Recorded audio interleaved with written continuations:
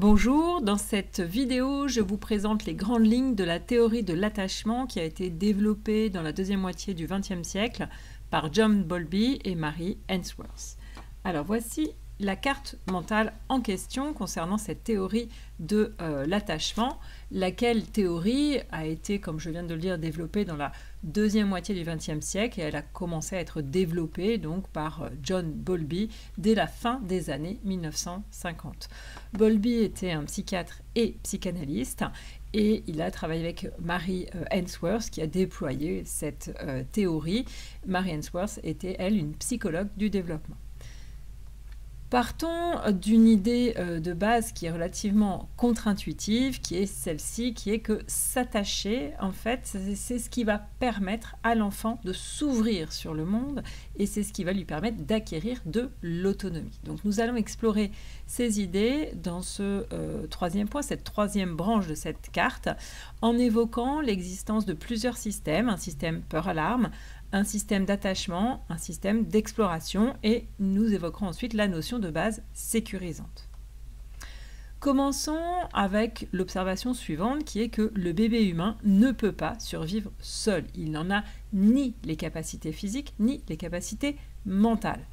Et le bébé humain va tendre, quand il est face à son environnement, à être alarmé par la nouveauté. Donc, comme je viens de dire, la nouveauté de son environnement, mais il peut s'agir aussi d'éléments nouveaux qu'il perçoit en lui, donc différentes sensations internes comme la faim ou encore le froid.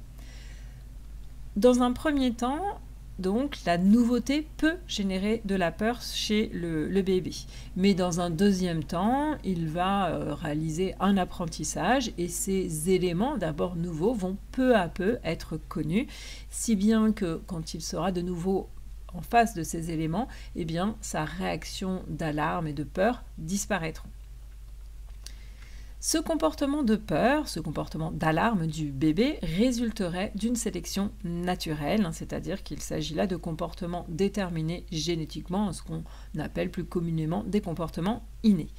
Et ce système de peur et d'alarme déclencherait des comportements d'attachement qui, eux aussi, sont vus comme des comportements qui résultent d'une sélection naturelle. Donc, encore une fois, ils seraient génétiquement déterminés. Ils sont donc innés. Et ce qui appuie en faveur de cette hypothèse, c'est que ces comportements d'attachement existent chez d'autres animaux. Lorenz a par exemple montré cela dès les années 1930 chez les oies, pour qui les poussins vont prendre le premier objet mouvant qui est vu au sortir de l'œuf comme étant le parent, qui est donc l'élément qui va être tout le temps suivi. Il s'agit d'un apprentissage particulier qui s'appelle l'empreinte et qui nécessite que l'objet soit présent pendant la période sensible, c'est-à-dire que c'est seulement pendant une certaine période assez courte dans le temps que l'objet mouvant va pouvoir être pris pour le parent. Passé cette période, l'apprentissage ne pourra plus se faire, il sera trop tard. Alors l'empreinte à proprement parler n'existe pas chez l'humain, notons cependant que les comportements de l'enfance, il n'y a pas d'attachement stable établi avant l'âge de 3 ans, pourront être problématiques et il pourra y avoir un certain nombre de difficultés d'adaptation chez l'enfant et des troubles dans les liens affectifs. D'autre part, Harlow, dans les années 50, a aussi observé le comportement de bébés singes séparés de leur mère, qui vivaient donc dans une cage dans laquelle ils avaient le choix entre deux mannequins, l'un de tissu et l'autre de fer. Et il a constaté que même si le mannequin en fer qui a un biberon, qui est donc le mannequin nourricier, eh bien, le seul mannequin qui va être susceptible de le réassurer quand un nouvel objet est introduit dans la cage, c'est celui qui est en tissu. Si le mannequin en tissu n'est pas présent, s'il y a seulement un mannequin en fer qui est disponible, eh bien, le bébé singe va être en proie à la panique. Il va présenter des cris, un repli avec des suctions des mains, avec des balancements et ainsi de suite. Alors revenons sur ce que nous disions, à savoir que les comportements de peur et d'alarme du bébé déclenchent donc des comportements d'attachement. Il peut s'agir de pleurs, de sourires, d'agrippement, le fait de suivre aussi. Et ces comportements favoriseraient finalement la venue d'un adulte, c'est-à-dire le rapprochement et la proximité d'un adulte. Et ces comportements d'attachement active également des comportements de soins chez l'adulte, qui est le plus souvent le parent, la mère dans les théories de Bowlby, mais on sait que ça peut être aussi bien le père ou un autre adulte, donc c'est ce qu'on appelle la figure d'attachement. Alors ce besoin de proximité, d'attachement, est vu comme un besoin qui est différent de celui d'être nourri. Il suffit d'ailleurs de penser à un bébé qui a suffisamment mangé mais qui peut continuer à pleurer et qui ne cessera de pleurer finalement que quand il sera pris dans les bras. D'autre part, on sait aussi qu'il existe chez les animaux des bébés qui vont se nourrir seuls, et ces bébés animaux qui se nourrissent seuls vont toutefois présenter eux aussi des liens à leurs parents qui vont être assez forts. Donc ce besoin de proximité, ce besoin d'attachement, il est vu comme étant à mettre en lien avec la vulnérabilité. En effet, les chances du bébé en termes de survie vont être augmenter s'il parvient à obtenir la protection d'un adulte. Et on peut revenir sur ce que nous disions, c'est-à-dire que le bébé, une fois qu'il est nourri, il va effectivement avoir une certaine satisfaction du côté de sa faim. En revanche, s'il est nourri et laissé seul, il devient une proie pour un éventuel prédateur qui passerait là où il se trouve. Donc il ne vaut mieux pas effectivement qu'il soit seul pour survivre. Donc le besoin de proximité, le besoin d'attachement est vraiment vu comme un besoin primaire dont l'enjeu est vital. Donc si nous reprenons le scénario, nous pouvons commencer avec le point de départ qui est un changement qui survient, donc qui survient par exemple dans l'environnement. Ça peut être une irruption donc de la nouveauté, en tout cas de quelque chose qui n'est pas familier, par exemple une approche assez rapide d'un objet, le vide, la soudaineté d'un événement, etc. Tout ça va faire que le bébé va se sentir en danger, ce qui active son système peur-alarme. Ce système peur-alarme va ensuite activer son système d'attachement, et ce système d'attachement va faire venir la figure d'attachement et va faire rester la figure d'attachement, donc l'adulte ou le parent. Ce système d'attachement va évoluer avec le développement de la motricité du bébé. Le bébé va appeler sa figure d'attachement probablement d'abord par des pleurs, puis peut-être par des appels, puis des déplacements. Et de la même manière, il va faire rester la figure d'attachement par différents comportements qui peuvent être des sourires, un agrippement, un suivi du regard ou encore des babillages. Donc cette figure d'attachement, quand le système d'attachement est activé, cette figure d'attachement va venir et va assurer la survie du bébé. Le bébé va alors se sentir protégé par sa figure d'attachement, il va avoir le sentiment d'être dans une base de sécurité, ce qu'on peut appeler une base sécurisante, et une fois dans cette base de sécurité, il va inactiver son système d'attachement au profit de l'activation d'un autre système qui est le système d'exploration. En fait, le bébé, une fois rassuré, une fois en sécurité, va pouvoir découvrir le monde depuis justement sa base où il sent qu'il est protégé. Par contre, cette découverte du monde ne va pas être possible si le bébé est préoccupé par sa sécurité. C'est la raison pour laquelle on peut voir le système d'attachement et le système d'exploration comme étant des systèmes antagonistes. Ce n'est que lorsqu'il y a un attachement qui existe, c'est-à-dire quand le bébé a une figure donc d'attachement et se sent en sécurité avec cette figure d'attachement, qu'il va pouvoir explorer son environnement. S'il n'y a pas d'attachement, donc en l'absence de sécurité, le bébé ne va pas pouvoir explorer son environnement de cette façon, dans cette situation, tant qu'il ne se sent pas en sécurité, son système d'attachement va rester actif, et ce que recherche à ce moment-là le bébé, c'est la sécurité, et qu'il va rechercher d'une certaine façon désespérément, avec toutes ces ressources qui vont être orientées sur cette recherche de sécurité, et évidemment ça ne laisse aucune place pour l'exploration de l'environnement. Cette notion de base sécurisante, elle a été développée par Mary Ainsworth, et cette base sécurisante, donc le bébé en a besoin, mais ses besoins, son besoin de proximité avec cette base, avec sa figure d'attachement en fait, va évoluer. Dans un premier temps, l'enfant, le bébé, va se sentir en fait en sécurité quand il est en contact physique avec sa base. Et il va ensuite pouvoir explorer l'environnement depuis les bras de sa figure d'attachement, depuis sa base de sécurité, en étant dans les bras de sa base de sécurité. Puis ensuite, l'enfant, quand il grandit, se sentira en sécurité quand il saura que sa base sécurisante est à portée de regard. À ce moment-là, l'enfant va pouvoir explorer un peu plus loin en s'éloignant progressivement de sa base, tout en vérifiant de temps à autre qu'elle n'est pas trop loin, pour vérifier qu'il peut toujours s'y réfugier au cas où il aurait besoin de protection. Et puis peut-être qu'au cours du développement, l'enfant va se sentir en sécurité, même s'il ne voit plus sa base, à partir du moment où il sait qu'elle est à portée de voix, ce qui va permettre à l'enfant d'explorer encore plus loin son environnement. Et puis, progressivement, il va apprendre qu'il peut compter sur sa base sécurisante, sur sa figure d'attachement, et il va pouvoir explorer encore beaucoup plus loin son environnement. En fait, il va s'autonomiser de plus en plus parce que pour lui, le simple fait de savoir qu'en cas de problème, il peut compter sur sa base, c'est suffisant pour lui. Parce que ce qui compte, ce n'est plus la proximité physique de sa figure d'attachement, de sa base de sécurité, mais c'est la proximité psychologique de cette base de sécurité, de cette figure d'attachement. Par ailleurs, concernant cette base sécurisante, notons que c'est cette base, donc cette figure d'attachement, qui va guider l'enfant dans sa découverte du monde.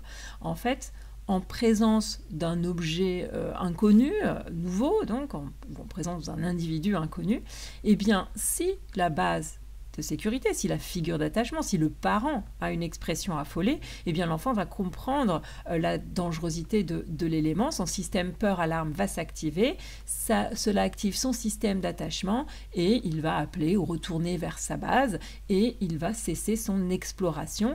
Cela va lui éviter en tout cas d'être exposé à cet élément qui est estimé dangereux par la base de sécurité et donc le bébé va survivre.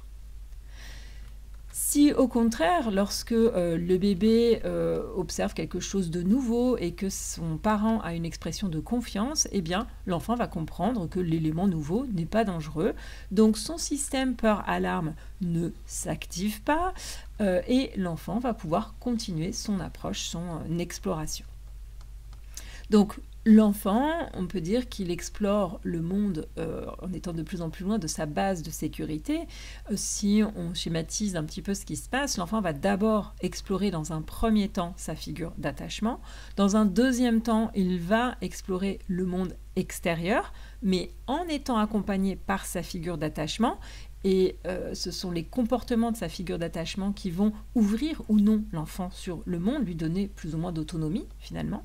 Et puis dans un troisième temps, l'enfant va toujours explorer le monde extérieur, mais cette fois-ci sans être accompagné par sa figure d'attachement. Parce que cette figure d'attachement, qui est devenue donc une base sécurisante, a été intériorisée. Et comme nous l'avons dit, sa présence physique n'est plus nécessaire, seule la présence psychique va être suffisante.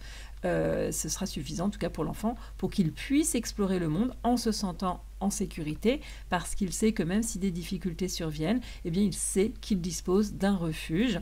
Donc de ce fait, toutes les situations nouvelles qu'il peut rencontrer vont perdre leur côté menaçant. Donc, comme nous le disions pour commencer, l'attachement n'est pas une fin en soi. L'attachement correspond finalement à un ensemble de comportements qui vont permettre à l'enfant d'explorer sans risque son environnement, c'est-à-dire de rester en vie. C'est ce qui va aussi permettre à l'enfant de maîtriser à son rythme cet environnement et finalement de devenir autonome, en somme. S'attacher, comme nous l'avons dit, c'est ce qui permet de se détacher. L'attachement permet l'acquisition de l'autonomie. Donc, cet attachement, c'est réellement un processus qui mène à l'autonomie. Penchons-nous maintenant sur l'évolution du comportement ou des comportements d'attachement, sur la notion de situation étrange et enfin nous aborderons les MIO qui sont les modèles internes opérants. Les comportements d'attachement vont évoluer et cette évolution vont évoluer au cours de la vie de l'enfant et cette évolution va être modulée par le comportement de la figure d'attachement comme nous venons de le dire. Cette évolution, elle va se faire à partir des stratégies primaires. Les stratégies primaires d'attachement correspondent aux comportements d'attachement de base qui vont permettre de faire venir le parent, par exemple les pleurs, et qui vont permettre de faire rester le parent, par exemple les sourires. Et cette évolution va se faire à partir de ces stratégies d'attachement primaires vers des stratégies d'attachement qu'on peut qualifier de secondaires. Ces stratégies d'attachement secondaires, elles peuvent effectivement être constituées par des modifications des comportements de base. Ça va dépendre en fait des chances que le bébé estime avoir d'attirer son parent. Ces comportements de base ne peuvent très bien ne pas être modifiés s'ils sont efficaces. S'ils ne le sont pas, ces comportements peuvent être maximisés. On me dira que le système d'attachement dans ce cas-là est plutôt hyper activé, et donc en tout cas il va être hyper activé à un degré plus ou moins important. Et les comportements de base peuvent aussi être minimisés. Le système donc d'attachement sera dans ce cas-là plus ou moins inhibé. Par ailleurs, ces stratégies secondaires peuvent aussi être constituées par des comportements autres, c'est-à-dire qu'il peut y avoir un ajout de comportements qui au départ ne sont pas des comportements d'attachement et qui vont constituer des stratégies secondaires. Ça va être le cas par exemple si un enfant constate qu'un comportement donc qui initialement ne fait pas partie du système d'attachement attire le parent, eh bien, il va reproduire en fait ce comportement pour attirer son parent. Par exemple, dans le fait de se blesser, l'enfant peut très bien adopter ce comportement pour que son parent s'occupe de lui. Effectivement, à chaque fois qu'il va se blesser, il va voir que son parent s'occupe de lui et pour lui, c'est plus important. Le mal de la blessure sera largement compensé par le réconfort qu'il va obtenir de la part de son parent. On parle dans ce cas-là, pour ces comportements qui au départ ne font pas partie du système d'attachement mais qui vont finalement l'intégrer dans un deuxième temps, on parle dans ce cas-là de stratégies d'attachement qui sont masquées. Intéressons-nous à la situation étrange. La situation étrange, c'est une situation expérimentale qui a été développée par Ainsworth et qui va consister à observer les comportements d'enfants quand leur figure d'attachement va quitter la pièce, puis quand elle va revenir dans la pièce, cela éventuellement en présence d'un inconnu. Et cette situation expérimentale va permettre d'identifier justement les stratégies secondaires. Chez des enfants de 12 mois, on estime qu'il est naturel à cet âge de réagir au départ du parent. Et donc on va pouvoir identifier des patrons d'attachement ou des patterns d'attachement qui vont pouvoir être décrits par rapport aux stratégies primaires, c'est-à-dire que ces patterns d'attachement peuvent très bien être non modifiés, ils ne sont ni inhibés ni hyperactivés, ou bien ils peuvent être modifiés, soit hyperactivés, soit inhibés. Donc, cette situation étrange a permis de décrire en tout 4 catégories d'enfants, donc 4 catégories d'attachement plus exactement, selon les réponses qui ont pu être observées dans cette situation. Donc 3 plus une catégorie, puisqu'effectivement on a alors déjà une première grande catégorie qui est celle des enfants sécures et une deuxième grande catégorie qui est celle des enfants insécures, qui contient pour cette deuxième catégorie les anxieux ambivalents ou anxieux résistants, les anxieux évitants, et puis une dernière catégorie a été ajoutée qui correspond aux désorganisés, désorientés. Donc commençons avec l'enfant sécure. L'enfant sécure va présenter des comportements d'attachement inné qui ne sont pas modifiés, tout simplement parce que ces comportements vont lui permettre d'obtenir la sécurité, c'est-à-dire le réconfort qu'il s'attend à avoir. Donc l'enfant va avoir un sentiment de sécurité, de confiance en sa figure d'attachement, qu'il va se représenter comme étant une figure qui est accessible. Ce qui est observé dans cette situation expérimentale, c'est que lorsque le parent part, eh bien l'enfant proteste. Par contre, quand le parent revient, eh bien l'enfant cesse de protester et retrouve son calme. Et on peut noter qu'à ce moment-là, ses capacités d'exploration sont optimales. Il va pouvoir s'intéresser, par exemple, aux jouets qui sont autour de lui. Donc, dans cette situation, l'enfant active son système d'attachement lors d'une situation de détresse, le départ donc du parent, et il le désactive, ce système d'attachement, quand le parent est présent. Et une fois le système d'attachement désactivé, il peut activer de façon optimale son système d'exploration. Que se passe-t-il chez les enfants insécures? Commençons avec l'enfant anxieux ambivalent ou anxieux résistant. Donc chez cet enfant, les comportements sont hyperactivés. Tout simplement parce que les comportements d'attachement innés ne vont pas permettre de faire venir le parent. En fait, le parent est souvent imprévisible. Parfois, il n'est pas disponible et puis parfois, il est trop disponible. Il va être intrusif, voire démesurément affectueux.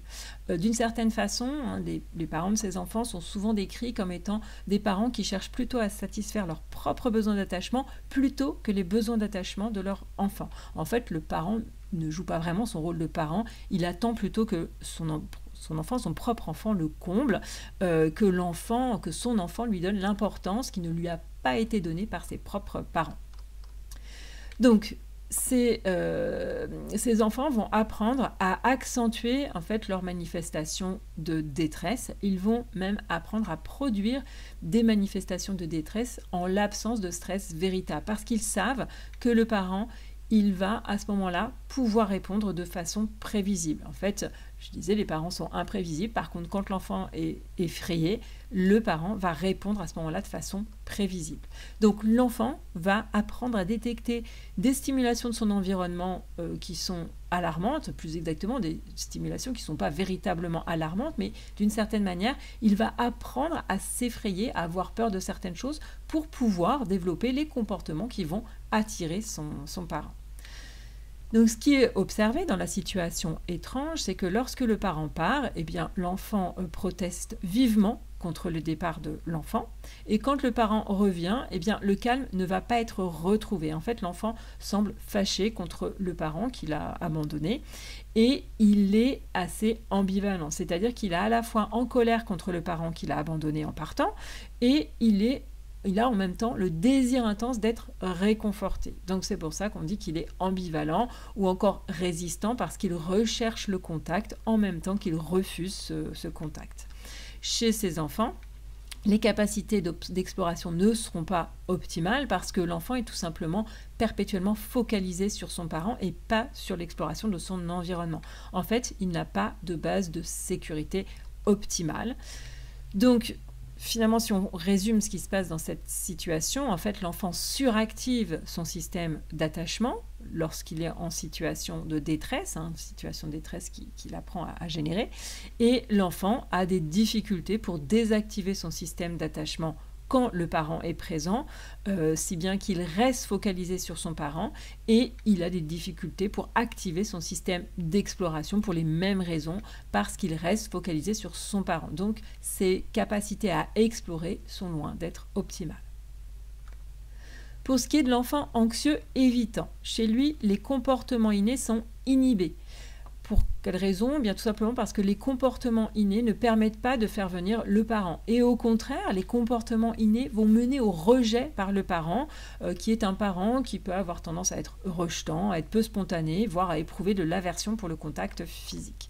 Donc l'enfant va peu à peu apprendre à inhiber ces manifestations de détresse et il va détourner son attention de ses besoins d'attachement. En fait, il va apprendre à détourner son attention de tout ce qui pourrait réveiller son besoin d'attachement et il va aussi se détourner de son parent. Alors c'est plutôt un détournement fin de son parent puisqu'en fait il est assez focalisé sur son parent, mais c'est pour lui en tout cas le fait de feindre d'être pas intéressé par son parent, c'est le moyen de maîtriser sa colère, de maîtriser finalement son angoisse.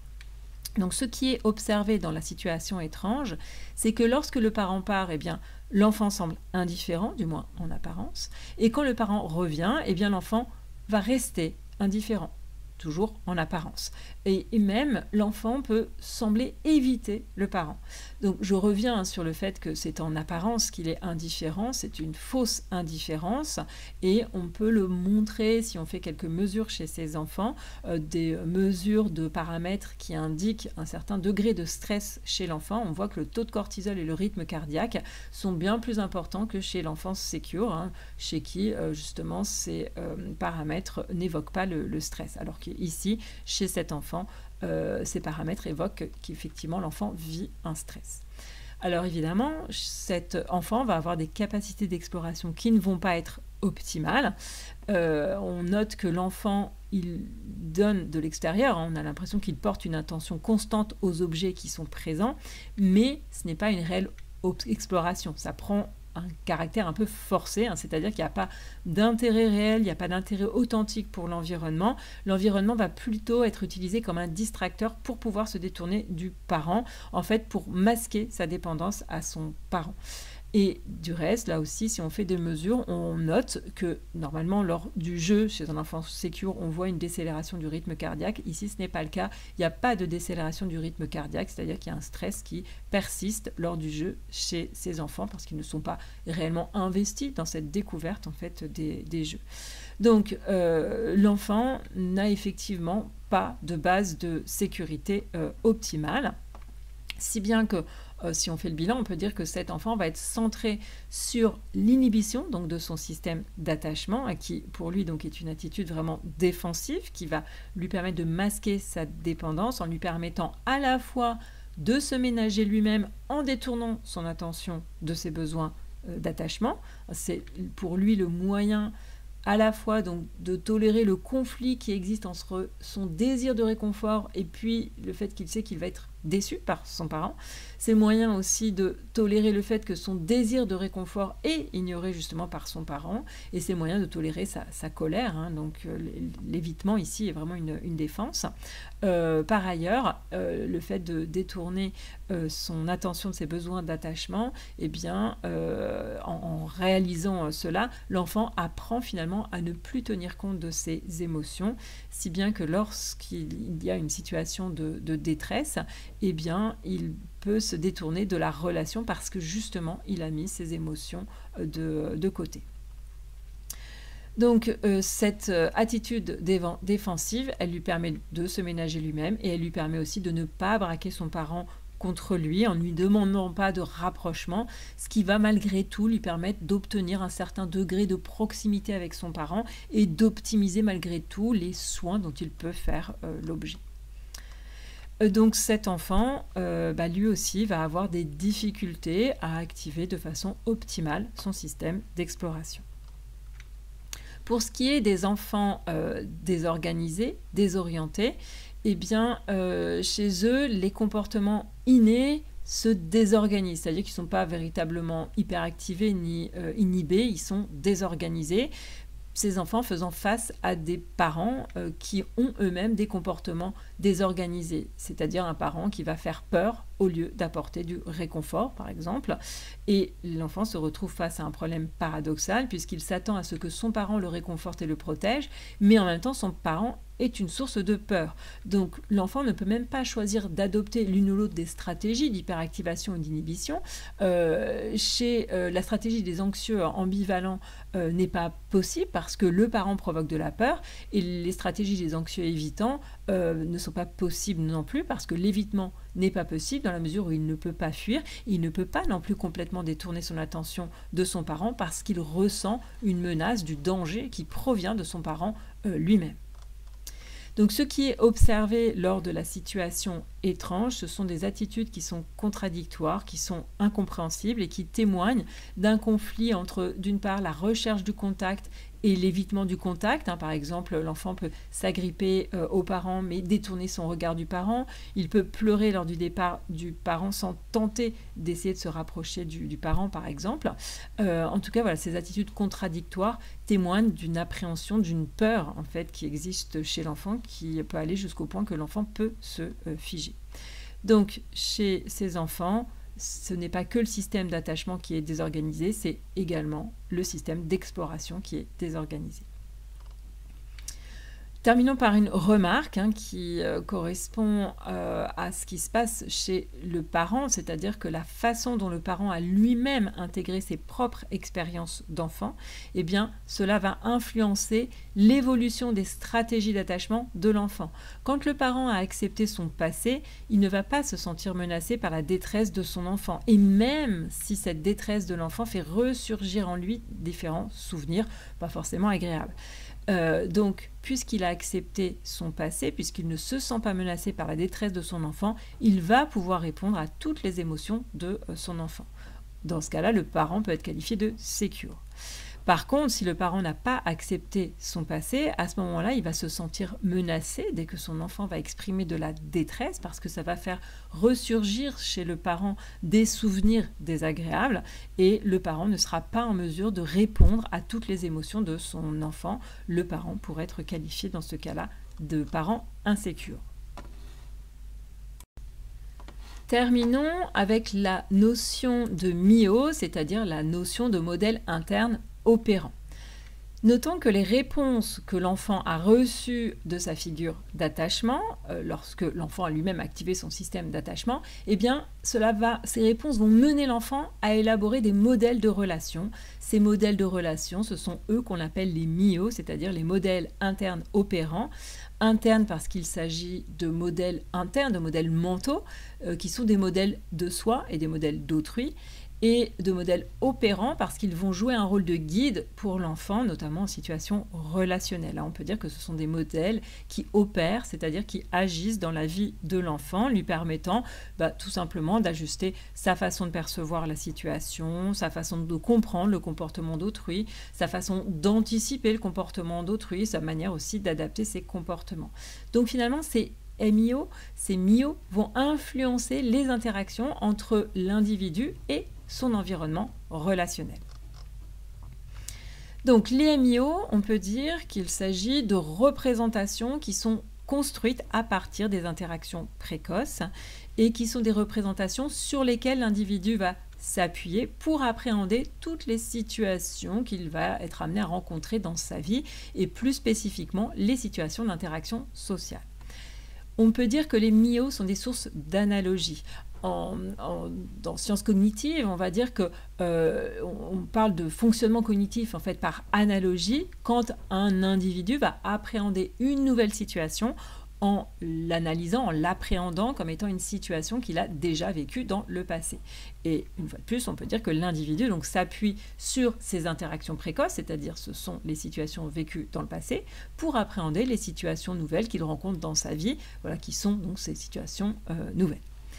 Donc les MIO sont comme des sortes de scripts qui vont se réactiver dans des situations nouvelles dès qu'elles sont envisagées comme étant analogues aux interactions précoces. De ce fait, si l'enfant a reçu un soutien rassurant, ce qui est le cas de l'enfant sécure, eh bien, son modèle de lui-même va être celui d'un individu qui est capable d'attirer l'attention sur ses besoins, qui est capable d'obtenir du réconfort. Autrement dit, il construit un modèle de soi qui est celui d'un soi qui est relativement apte à être aimé. Son modèle d'autrui va être celui d'un autrui qui est présent, qui est disponible et donc sur qui il va être possible de compter. Donc son modèle d'autrui, c'est celui d'un autrui qui est relativement sensible à ses besoins. Dans cette situation, il est simple de comprendre que l'enfant envisage la situation interpersonnelle, de façon plutôt sereine, en étant guidé par ces modèles, et il va agir en conséquence. Alors justement, l'enfant sécure, comme je le disais, il envisage les relations interpersonnelles, je le disais, de façon plus sereine, c'est-à-dire comme étant des relations qui sont plutôt gratifiantes et qui favorisent la construction d'une image de soi qui est positive.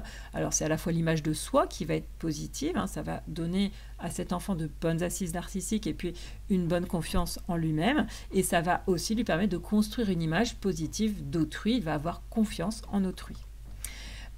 Cet enfant sécure va avoir des modes interactionnels qui vont être satisfaisants, ce qui va faciliter les interactions sociales, et c'est ce qui fait aussi que le risque de conflit chez lui est assez réduit, c'est-à-dire que le risque de voir que des interactions sociales génèrent des émotions négatives est assez réduit.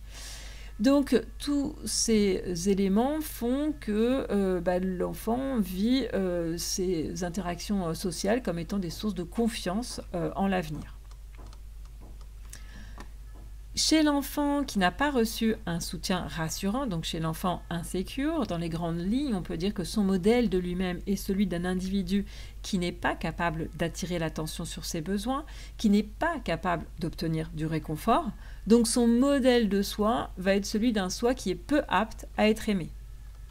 Son modèle d'autrui va être celui d'un autrui qui n'est ni présent ni disponible, donc sur qui il n'est pas possible de compter. Son modèle d'autrui, c'est celui d'un autrui qui est peu sensible à ses besoins. Là aussi, évidemment, l'enfant va saisir la situation interpersonnelle d'une certaine façon, il va être guidé par ses modèles et il va agir en conséquence. Donc que se passe-t-il? Chez l'enfant insécure, eh bien, on peut dire que cet enfant, il envisage les relations interpersonnelles comme étant des sources de frustration, comme étant des situations qui vont favoriser la construction d'une image négative de soi et d'autrui, de soi, ce qui fait que ses assises narcissiques seront faibles, il aura peu confiance en lui, et autrui, en plus, à chaque nouvelle interaction, lui renverra une image négative de lui-même. Et il aura aussi une image d'autrui négative, il verra autrui comme étant une personne en qui il est difficile d'avoir confiance et qui peut être éventuellement source de dépendance. Donc les modes interactionnels de cet enfant insécure sont peu satisfaisants. De ce fait, ça va entraver les interactions sociales, ça va les disfaciliter. Et c'est ce qui va aussi être à l'origine d'un risque non négligeable de conflit en situation interpersonnelle. Donc les risques que ces interactions sociales génèrent des émotions négatives pénibles est plus important. En tout cas, tous ces éléments font que les situations d'interaction sociale ne sont pas vues et vécues comme des sources de confiance en l'avenir. Notons que ces MIO peuvent évoluer, alors plus ou moins facilement, ça va dépendre des expériences de vie qui sont vécues. Cependant, les MIO ont tendance tout de même à se renforcer et à se rigidifier au cours du temps. Tout simplement parce que dès qu'une situation nouvelle est vécue, elle va être envisagée à chaque fois comme étant analogue à une situation précoce. Du coup, les MIO vont s'activer, ce qui va faire se répéter, se rejouer les modes interactionnels précoces et ça va les renforcer, les rigidifier, ces MIO, ainsi que les affects qui sont associés à ces MIO. Ce qui est problématique, c'est quand le recours au MIO va mener l'individu à ignorer un certain nombre d'éléments. On parle dans ce cas d'exclusion défensive qui peuvent porter sur des émotions, sur des informations. Donc par exemple, quand l'individu ignore des éléments de l'interaction qui peuvent être source d'insécurité. Par exemple, un enfant peut avoir pris l'habitude de ne pas voir la violence de la figure d'attachement et voire d'idéaliser la figure d'attachement parce que c'est via ce comportement qu'il arrive à trouver une ambiance apaisée. Par ailleurs aussi, l'enfant peut être amené à ignorer donc toutes les informations qui ne sont pas conformes au MIO, à tout ce qu'il a pu traverser en fait dans ses expériences précoces.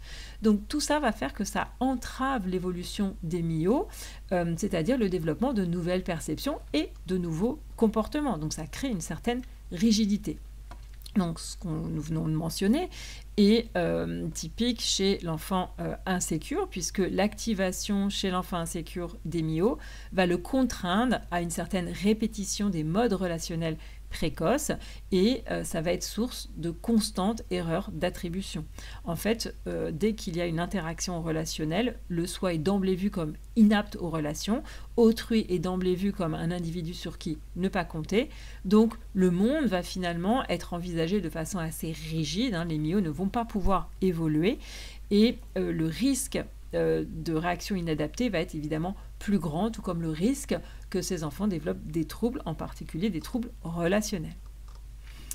Remarquons donc que les interactions précoces via les MIO vont préfigurer la façon dont l'individu va tisser ses liens aux autres durant sa vie, y compris ses relations de couple.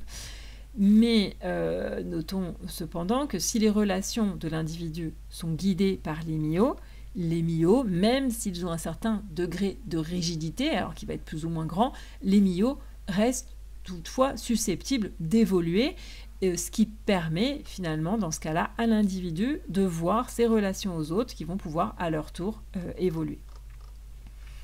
Pour conclure, notons donc que la sécurité que l'enfant obtient de sa figure d'attachement, en activant son système d'attachement, va finalement lui permettre d'être protégé, va lui permettre de vivre, et c'est ce qui va lui permettre de développer pleinement son autonomie dans ses compétences exploratoires, mais aussi son autonomie dans ses compétences sociales. Nous avons donc fini de parcourir cette carte mentale sur la théorie de l'attachement. Vous pouvez retrouver la carte mentale sur mon site drpnevu.free.fr, ici dans l'onglet psychologie, et vous avez ici toutes les vidéos de psychologie que j'ai réalisées, et ici vous trouvez la carte mentale en PDF concernant cette théorie de l'attachement que vous pouvez télécharger. Et je vous dis à bientôt pour une prochaine vidéo.